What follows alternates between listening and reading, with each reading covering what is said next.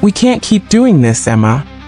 My mother wouldn't meet my eyes as my brother Alex shoved my things into trash bags. "The bills, the constant care, it's too much. You're becoming a burden." I sat in my wheelchair, still trying to get used to this new life after the rock climbing accident that had left my legs temporarily paralyzed. The doctors were hopeful I'd recover with the right therapy, but my family had other plans. "Mom, I only need a few months," I begged, watching Alex toss my books into bags without a second thought. "The doctors said with rehab, we're not a hospital," she snapped. "Your brother needs the spare room for his home office, and we can't keep carrying you up and down the stairs." I caught the irony easily. For years, I'd been their support system. I helped pay for Alex's college when my parents couldn't, using money I'd saved from teaching outdoor survival courses. I put my own dreams on hold to care for Dad during his heart surgery. Now, just 3 weeks after my accident, they couldn't wait to be rid of me. Alex didn't even glance at me as he zipped the last bag. "I called Aunt Marie," Mom announced. "She has a small guest room." "It's not much, but..." "No," I said quietly, pulling out my phone. "I'll figure something out." They looked relieved that I refused, eager to wash their hands of me. What they didn't know was that I'd been preparing for this.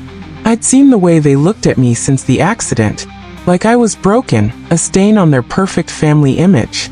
They also didn't know that my accident happened while I was testing a new route for my wilderness survival program. The same program that had caught the attention of a major outdoor adventure company 3 months ago. I kept the negotiations quiet, not wanting to jinx it. "I've called a car service," I said, my voice steady. "They'll be here in 20 minutes. "Don't be dramatic, Emma," Mom sighed. "Where will you go? You can barely take care of yourself."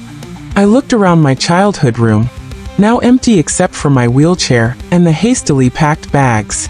"I'll manage. I always have." The car that arrived wasn't a regular taxi.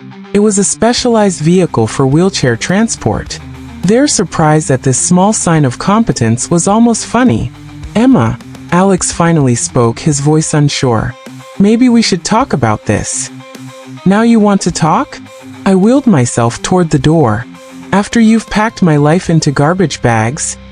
The driver was professional, helping me into the vehicle while my family stood awkwardly on the porch. Mom kept glancing at the neighbors' houses, probably worried about appearances. "At least tell us where you're going," she called out. I smiled, thinking of the apartment I'd secretly leased last week, a fully accessible unit in a luxury downtown building. The same building where I'd had my final meeting with the adventure company's executives before my accident. "Don't worry about me," I said as the driver secured my wheelchair. "I'm sure you'll hear all about it soon enough." As we drove away, I caught their faces in the rearview mirror. They looked confused, maybe even a little worried. They'd expected me to break down, to beg, to accept their dismissal of my worth because of my temporary disability. What they didn't realize was that my accident hadn't just changed my body, it had opened my eyes. Lying in that hospital bed, I'd finalized the biggest deal of my career. The contract was signed 2 days before they decided to throw me out. My phone buzzed with a message from the company's CEO. "Everything's set for the announcement next week. The media is excited about our new adaptive adventure program director." I typed back a quick confirmation, then silenced my phone as messages from Mom started flooding in. They'd have to wait. I had rehab exercises to focus on, and a groundbreaking program to launch. Let them think they'd abandon me to struggle. In 3 months, when the program launched and my story hit the media, they'd realize exactly what they'd thrown away. The driver caught my eye in the mirror. "You okay back there, miss?" I smiled, feeling stronger than I had in weeks. Never better. Sometimes being kicked out is exactly the push you need. 3 months passed faster than I expected. Between intensive physical therapy and virtual team meetings, I barely had time to think about my family's betrayal. The luxury apartment became my sanctuary, its accessible design giving me independence despite my temporary limitations. The rehab staff were amazed at my progress. "Your determination is remarkable," Dr. Santos said during one session as I pushed through another set of exercises. Most patients take much longer to reach this stage. What she didn't know was that every time my muscles screamed, I pictured my mother's face. Every time I wanted to quit, I remembered Alex carelessly tossing my belongings into garbage bags. Pain became my fuel. Rejection my motivation. My phone had been quiet for weeks. After the first flurry of guilty messages from Mom and a few half-hearted texts from Alex, they'd given up. I heard through Aunt Marie that they told everyone I was recovering at a special facility. Their way of saving face. The day before the big announcement, I got an unexpected visit. Sarah, my childhood best friend who still lived next door to my parents, stopped by with news. "You won't believe this," she said, settling onto my couch. "Your mom's been bragging about Alex's promotion at the country club. Apparently, he's now regional manager at his firm." I wheeled myself to the kitchen for tea. Let me guess, they're planning a big celebration. This Sunday. Your mom's invited half the neighborhood. Sarah hesitated. "She's telling everyone you're still too unwell to attend." I couldn't help but laugh. Perfect timing. "What do you mean?" I showed her the press release scheduled for tomorrow morning. Her eyes went wide as she read. Revolutionary Adaptive Adventure Program launches, led by accident survivor Emma Mitchell. "Emma," she gasped. "This is huge. The program, the funding, you're going to be on national news." I nodded, sipping my tea. "Tomorrow morning, every major outdoor and fitness publication will run this story. By Sunday's party, everyone will know exactly why I'm not attending."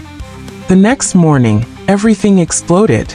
My phone started buzzing at 7 a.m. as the news broke. The story was perfect. Young outdoor educator turns personal tragedy into triumph, launching a first-of-its-kind adaptive adventure program with major industry backing. My inbox flooded with interview requests. Around noon, Aunt Marie called. "Your mother just saw the news," she said, barely hiding her glee. "She's having quite the meltdown." She was at the salon preparing for Alex's party when someone showed her the article. Apparently, she knocked over a whole tray of hair products. I could picture it perfectly. Mom, half her hair done, trying to keep her composure as her carefully built narrative crumbled. The daughter she'd called a burden was now making headlines. The messages started pouring in. First from Alex. "Why didn't you tell us? We could have helped." Then from Mom. "Emma honey, we need to talk. This is all a misunderstanding." I saved the best one from Dad, who'd stayed silent during my eviction. "Your mother's very upset. You should have discussed this with the family first." My response was simple. "Like you discussed throwing me out?" That evening, as I worked through my therapy exercises in the building's state-of-the-art gym, Sarah texted updates. "Your mom's canceling Sunday's party, claiming she's not feeling well. Everyone knows the real reason, though. The article's all over local Facebook groups." I set down my phone and looked at myself in the mirror. My arms were stronger now, my core more defined from months of rehab. I'd graduated from the wheelchair to crutches last week, though I kept both for different situations. The doctors were amazed. "Your body's response to therapy is exceptional," Dr. Santos had said during my last assessment. "But it's your mental strength that's truly remarkable." She was right. 3 months ago, I left my childhood home broken. Not by my accident, but by my family's rejection. Now I was stronger than ever, not despite their actions, but because of them.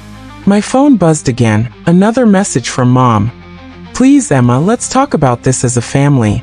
We can fix this." Fix this?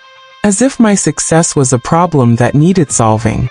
As if my independence was a family crisis. I wheeled myself to the floor-to-ceiling windows, looking out at the city lights. Tomorrow, I'd give my first live interview about the program. In a week, we'd start accepting applications from other survivors and differently abled adventurers.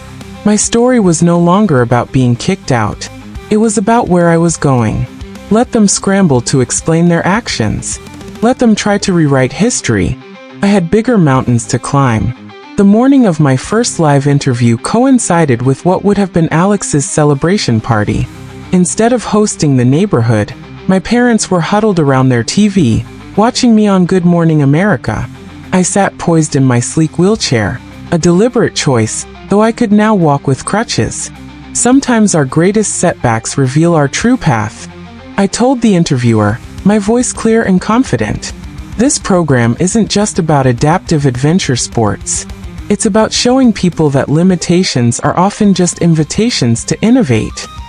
The segment included footage from my recent trial run. Me leading a group in adaptive rock climbing, the very activity that had caused my accident. But now we had specialized equipment, safety protocols, and a train team. And your own recovery has been remarkable, the interviewer noted. How did your family support system help with that? I smiled, ready for the question. Actually, my recovery taught me that sometimes we have to build our own support systems. Not everyone understands that disability doesn't equal inability. The subtle message wasn't lost on viewers. Social media exploded with supportive comments, many sharing their own stories of family rejection during hard times. Later that afternoon, as I reviewed applications for the program's first official session, my building security called. Ms. Mitchell, your parents are here requesting access. I'd been expecting this. Send them up. They arrived looking smaller somehow, less intimidating than they had 3 months ago. Mom's perfectly styled hair couldn't hide her nervous fidgeting. Dad's usual commanding presence seemed diminished. Emma, Mom started, her eyes darting around my expansive apartment. We've been trying to reach you. I know, I replied, gesturing to my seating area. Please sit.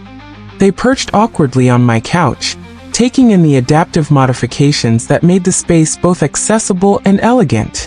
Through my floor-to-ceiling windows, the city sprawled below. A view probably worth more than their entire house. Why didn't you tell us about the program? Dad finally asked. About the contract? Would it have changed your decision to throw me out? The silence was answer enough. We were worried, Mom tried. We didn't know how to handle the situation. So you decided not handling it at all was the answer. I maneuvered my wheelchair closer. You know what's interesting? When I was in the hospital, before you decided I was a burden, the company's CEO visited me. He said my accident made our program even more valuable.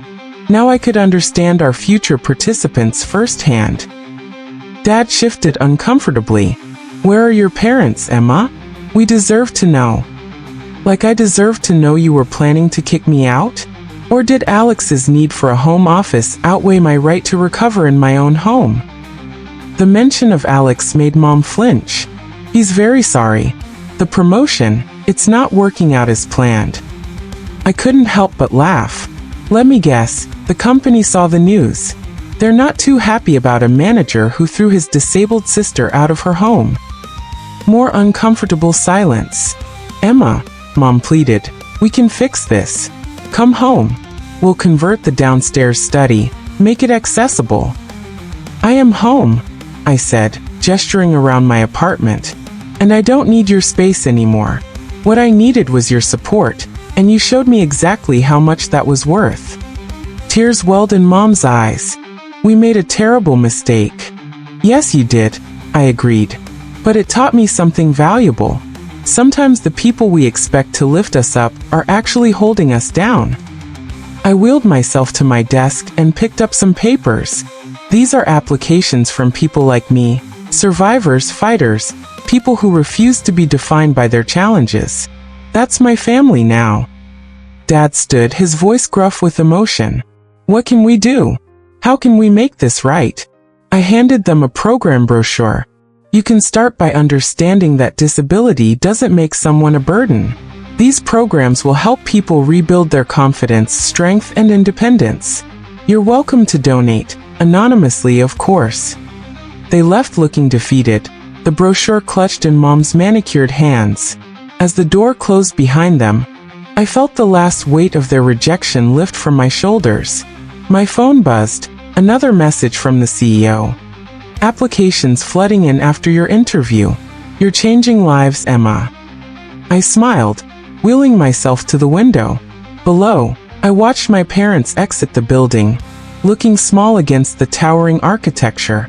They threw me away when I was at my lowest, never imagining I would soar so high. Let them live with that knowledge.